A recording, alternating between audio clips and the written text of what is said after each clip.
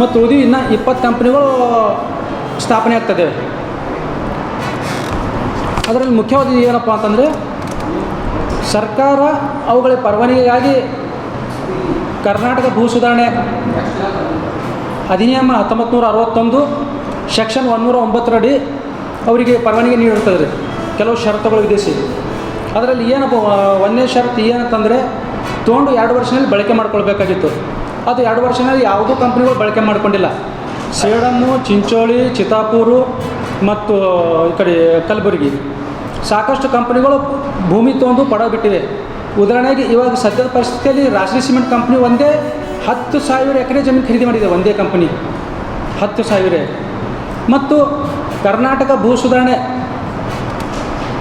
ಕಾಯ್ದೆ, ಕರ್ನಾಟಕ ಭೂ ಕಂದಾಯ ಕಾಯ್ದೆ 1964 ಸೆಕ್ಷನ್ 95 ಪ್ರಕಾರ ಎನ್ ಎ ಮಾಡ್ಕೊಳ್ಬೇಕಾಗಿತ್ತು. ಅದು ಎನ್ ಎ ಮಾಡ್ಕೊಂಡಿಲ್ಲ. ಹೀಗಾಗಿ ಅದರಲ್ಲಿ ಕಂಡೀಷನ್ ಹಾಕಿರ್ತಾರೆ ಡಿ ಸಿ ಅವರು ಮತ್ತು ಸರ್ಕಾರ, ಏನಾದರೂ ಕಡ್ಡಾಯವಾಗಿ ಯಾವುದೋ ಒಂದು ಕಟ್ಟಡ ಪರವಾನಗಿ ಪಡಿಬೇಕಾದ್ರೆ, ಯಂತ್ರೋಪಕರಣ ಸ್ಥಾಪನೆ ಪರವಾನಗಿ ಪಡಿಬೇಕಾದ್ರೆ ಕಡ್ಡಾಯವಾಗಿ ಕೃಷಿ ಭೂಮಿಯನ್ನು ಕೃಷಿಯೇತರ ನಗರದಲ್ಲಿ ಈ ಬಡ್ಡಿ ಚಕ್ರ ಬಡ್ಡಿ ವ್ಯವಹಾರ ಭಾಳಷ್ಟು ಬಡವರಿಗೆ ಇಂಥ ಒಂದು ಸಂಕಷ್ಟಕ್ಕೆ ತಂದ ಅಂದ್ರೆ, ಸ್ವಲ್ಪ ಏನೋ ಎಮರ್ಜೆನ್ಸಿದಾಗ ಹೋಗಿ ಬಡವ್ರು ಹೋಗಿ ಸಾಲ ತರ್ಲಿಕ್ಕೆ ಹೋದ್ರಂದ್ರೆ ವಾರಕ್ಕೆ 10 ಬಡ್ಡಿ ಅಂದ್ರೆ ಏನು, 1,000 ರೂಪಾಯಿ ತೊಗೊಂಡ್ರೆ ಅಂದ್ರೆ ವಾರಕ್ಕೆ 100 ರೂಪಾಯಿ ಕಟ್ಟಬೇಕು. ಆ ರೀತಿ ಅದು ಟೈಮ್ ಹಚ್ಚಿ ಕಟ್ಟಬೇಕು. ಮೈಕ್ರೋ ಫೈನಾನ್ಸ್ ಅಂತವು ಮತ್ತು ಕೆಲವೊಂದು ಸಂಘ ಸಂಸ್ಥೆಗಳು ಅವು ವಾರಕ್ಕೊಮ್ಮೆ ಉಸಲಿ ಮತ್ತು ತಿಂಗಳಿಗೊಮ್ಮೆ ಉಸಲಿ ಇರ್ತವೆ.